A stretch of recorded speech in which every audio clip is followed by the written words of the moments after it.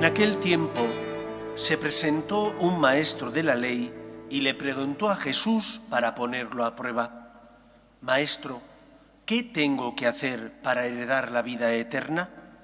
Él le dijo: «¿Qué está escrito en la ley? ¿Qué lees en ella?». Él contestó: «Amarás al Señor tu Dios con todo tu corazón y con toda tu alma y con todas tus fuerzas y con todo tu ser, y al prójimo como a ti mismo». Él le dijo: «Bien dicho, haz esto y tendrás la vida». Pero el maestro de la ley, queriendo justificarse, preguntó a Jesús: «¿Y quién es mi prójimo?». Jesús le dijo: «Un hombre bajaba de Jerusalén a Jericó, cayó en manos de unos bandidos que lo desnudaron, lo molieron a palos y se marcharon, dejándolo medio muerto.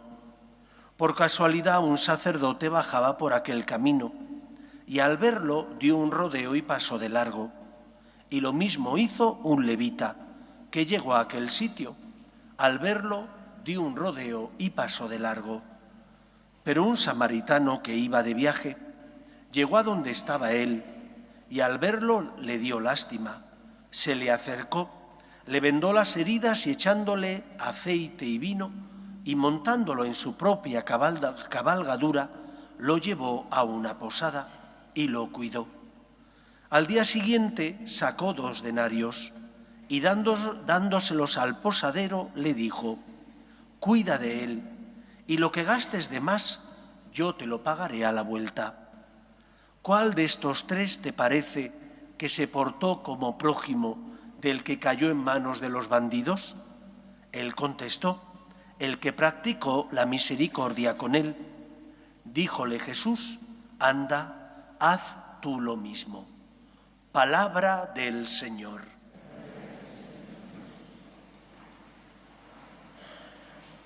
Siempre tuve claro que mi vocación no era la docencia. Fui profesor de religión más o menos 3 años, pero lo hice porque las circunstancias de la vida, y vi la mano del Señor en ellas, me hizo entender que debía hacerlo.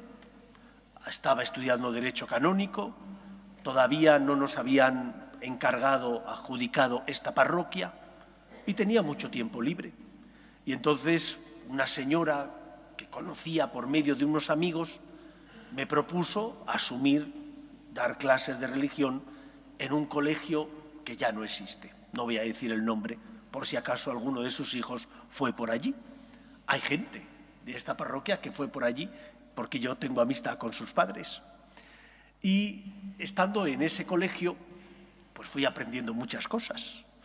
Y creo que se puede reducir a 3 el grupo de alumnos que uno se encuentra. Esa es mi experiencia, otro podrá decir otra cosa. Hay un grupo de alumnos que no les interesa lo que tú quieres transmitirles. Son esos alumnos difíciles que te intentan boicotear la clase. La mía era la de religión católica. Los que no tenían religión católica estaban jugando al fútbol, con lo cual muchos les sabía a cuerno quemado tener que estar conmigo en clase. Y en lugar de portarse bien, intentaban todo lo contrario. Yo también tenía mis artimañas. Intentaba hacer la clase de religión distinta. Como muchos no tenían examen, yo lógicamente sabía que tenía que intentar ganarme a los que sí que venían a clase de religión por obligación, no por voluntad propia. El primer grupo eran los que no querían estar en clase, pero tenían la obligación de estar porque sus padres les obligaban. El segundo grupo eran los alumnos que, con mayor o menor interés, deseaban aprender y por lo tanto, de una manera o de otra, estaban en clase con una actitud abierta, se dejaban interrogar por mis preguntas, dejaban que yo, en cierto modo, les ayudara. Y luego estaba el tercer grupo. Estos eran los peores. Estos son los que querían dárselas de sabios y de inteligentes. Eran el alumno repelente, que de todo hay, que eran aquellos que querían quedar siempre incluso por encima del profesor y te hacían preguntas que debían preparárselas antes para, de esa manera, poner un brete al pobre profesor. Esto es lo que le ocurre al maestro de la ley. Quiere quedar justificado ante Dios. Pero es tan absurdo. A mí me podían engañar mis alumnos. A Dios no podemos engañarle. ¿Cómo te acercas al Señor? ¿Te acercas sin abrirle tu corazón? ¿Te acercas intentando engañar a Cristo? No puede ser, porque el Señor es el Todopoderoso y Él ve lo que hay en el fondo de tu corazón. Él te conoce más profundamente que tú. No intentes justificarte. Has caído, pídele perdón. ¿Te sientes débil? Pide ayuda. Pero no intentes justificarte ante Dios, puesto que Dios es el Todopoderoso y ve en el fondo del corazón. ¿Cómo deberíamos encontrarnos o acercarnos a Cristo? Con el corazón abierto y con confianza, porque entregó la vida, su vida por nosotros, porque no nos trata como merecemos por nuestros pecados, sino que es un Dios paciente. Creo que se merece que le abras tu corazón de par en par, que no pongas barreras, que te fíes de Él y que por lo tanto te dejes ayudar por Él. ¿Cuántas veces no nos presentamos ante el Señor así? Vamos con reticencias, con miedo, porque a lo mejor pensamos que el Señor nos va a castigar o que el Señor va a ver que no nos comportamos como decimos. Si el Señor lo sabe, si el Señor lo ve. San Agustín, cuando hablaba de cómo se hacía el propósito, el examen de conciencia para confesarte, decía que Dios ya sabe cuáles son nuestros pecados. La finalidad de la confesión no es que tú le digas a Dios cuáles son tus pecados, Él ya lo sabe, sino que la finalidad es que tú caigas en la cuenta, gracias a ese examen de conciencia, de cuáles son tus faltas, de cómo estás viviendo, de en qué tienes que cambiar. Dios ve en el fondo del corazón. Preséntate ante Él como un hijo que es amado por su padre. Preséntate ante Él sin miedo, sin temor. No intentes esconderle al Señor nada. No seas ni el alumno que intenta boicotear la clase, ni el alumno repelente que intenta estar por encima del profesor. Sé el alumno bueno, que si estás necesitado, le pides al Señor ayuda, que si te has equivocado, le pides al Señor perdón, que vienes ante todo para decirle que te sientes agradecido por lo que Él te ama y que por lo tanto no vienes con miedo, sino que vienes con agradecimiento y con amor a intentar corresponderle. En segundo lugar, como os he dicho al inicio de la Eucaristía, en la munición de entrada, un cristiano sigue los pasos de Cristo. Y Jesús nos enseña que no ha venido a abolir, a echar por tierra el Antiguo Testamento, sino que ha venido a darle plenitud. Y en resumen, ¿qué nos enseña el Antiguo Testamento, moralmente hablando? Que hemos de evitar el mal, porque el mal nos esclaviza, que hemos de dejar que el Señor guíe nuestros pasos, puesto que solo Él es el camino que nos lleva a la vida. Cuando tú, porque tienes conciencia, evitas el mal, eres libre. Cuando tú, porque distingues el bien del mal, intentas no hacer aquello que es malo, aquello que no es justo, eres más feliz. Pero no basta. No te basta con evitar el mal. Tienes que hacer también todo el bien que esté en tu mano. Porque eso es lo que Jesús les enseña a sus discípulos. No solo les enseña quién es su prójimo, eso lo sabía el maestro de la ley, lo sabía de sobra.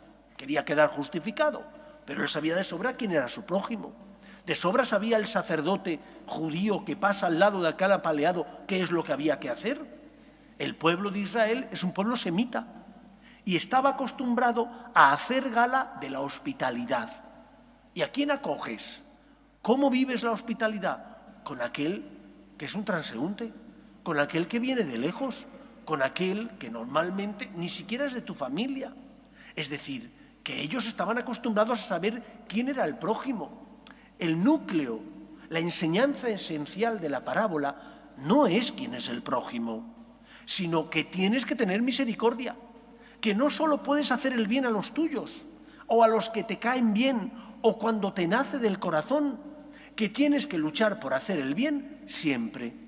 No basta con no hacer el mal. Para un cristiano, la caridad, el amor, no es una opción, es un deber. Y te van a pedir cuentas, de qué has hecho con los dones y talentos que el Señor te ha dado. Te van a pedir cuentas de las veces que, pudiendo amar por pereza, por comodidad, has decidido no hacerlo. El Señor recuerda que te dirá: venid benditos de mi Padre, porque tuve hambre, me disteis de comer, tuve sed y me disteis de beber. Y dice Él que aquellos le preguntaron: Maestro, ¿y cuándo te vimos con hambre y con sed y te ayudamos? Cada vez que lo hicisteis con uno de estos mis pequeños hermanos, conmigo lo hicisteis. Por lo tanto, un cristiano tiene que aprender a evitar el mal, como un judío, pero tiene que dar un paso más, el de hacer el bien también, todo el bien que pueda. Y por lo tanto, cuando vayas a confesarte, no solo tienes que examinarte de los 10 mandamientos, también tienes que examinarte del mandamiento del amor. Pudiendo hacer el bien en tu empresa, ¿no lo has hecho? Pudiendo echar una mano a una persona, ¿has echado la vista a otro lado para no complicarte la vida? Porque estabas cansado o porque querías llegar pronto a casa. Pero podías haberlo hecho y no lo has hecho. No has amado como el Señor te pide. Es verdad que quizás no tenga la misma gravedad no hacer el bien que hacer el mal. A lo mejor es verdad, no es lo mismo ir en el metro sentado y no levantarte cuando viene una persona que necesita tu asiento, que faltar a un deber grave en tu empresa o en tu familia. Hay distinta gravedad y por lo tanto no tiene la misma importancia. Pero un cristiano no solo puede regirse por la ley de mínimos, tiene que sentirse llamado también a amar siempre, imitando a Jesús, que por nosotros se entregó en la cruz para salvarnos, que hace salir el sol sobre buenos y malos, sobre justos e injustos. El Señor no murió para los que eran perfectos y santos, murió para ti y para mí, que somos pecadores y que no nos merecemos el amor de Dios, pero necesitamos su misericordia.